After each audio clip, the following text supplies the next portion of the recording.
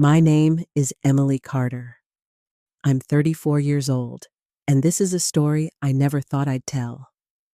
It's not just a story about friendship, it's a story about a woman who became my family. Catherine was my best friend, my other half, but not in a romantic way.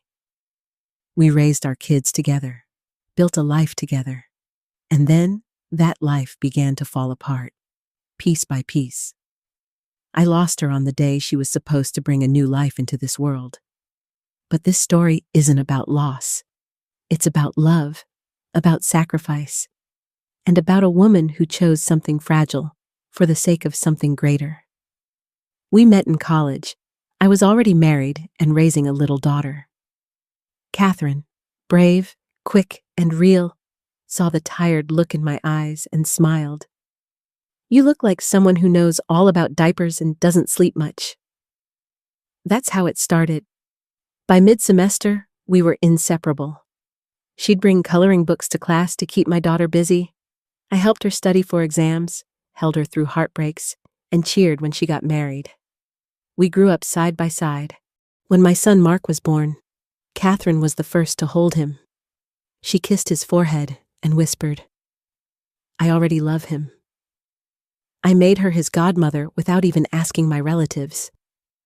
A year later, she had a son, Leo. From that point on, we weren't just friends, we were family.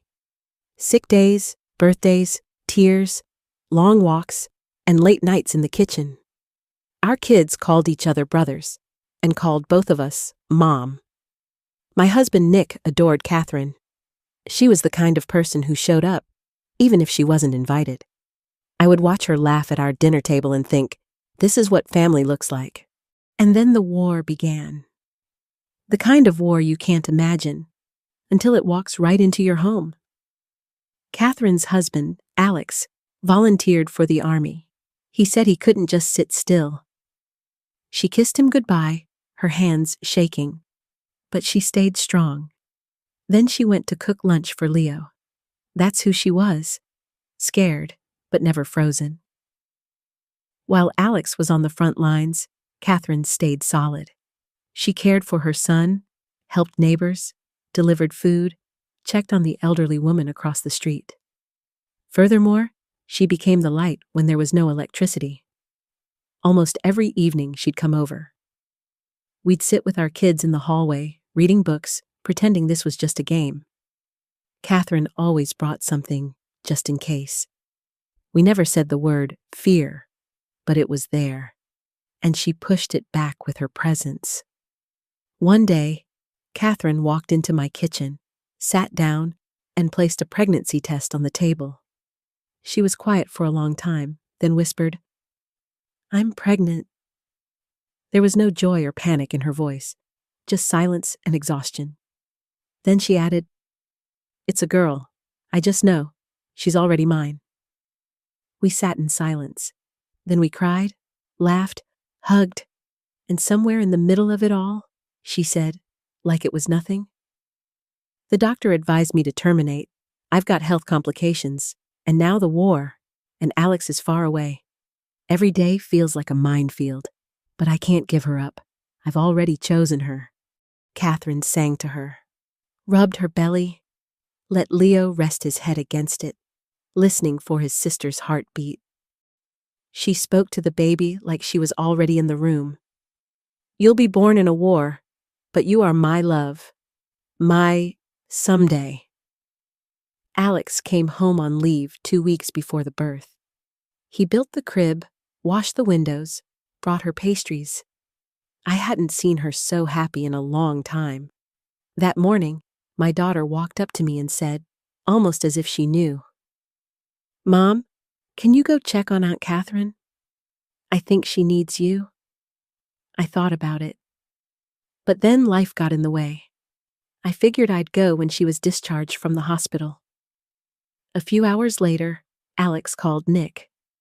The labor had started, and something had gone terribly wrong. Her water broke too early. The fluid got into her lungs. Her breathing stopped. They fought for her, to the very end, but they couldn't bring her back. The baby girl, Leah, was born, and Catherine was gone. I held Leah in my arms. She was tiny, warm, with her mother's nose. I pressed her to my chest and whispered, "You cost so much, but you are a gift." Alex sat in the corner, silent.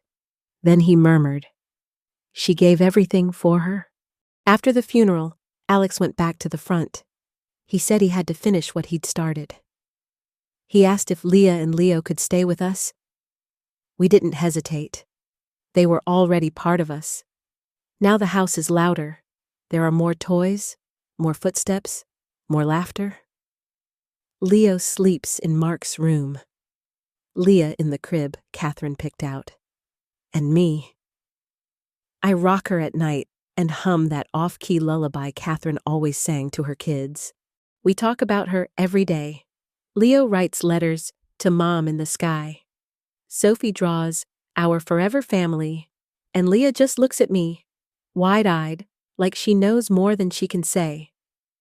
Maybe she really does, because Catherine didn't leave.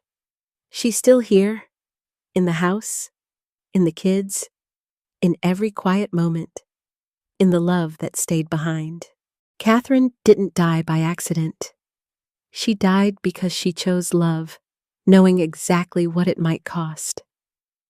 She made room in this world for her daughter.